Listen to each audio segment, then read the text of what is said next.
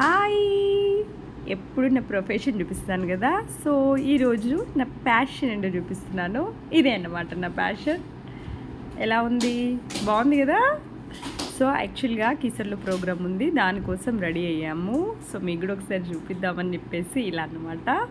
ఇంకక్కడ programme ఎలా జరిగింది, కొన్ని ఫొటోస్ మీతో షేర్ చేసుకుంటాను. ఓకేనా? శంభో శివ శంభో స్వయం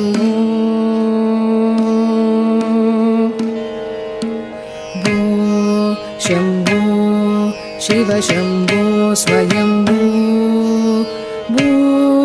శంభో శివ శంభో స్వయం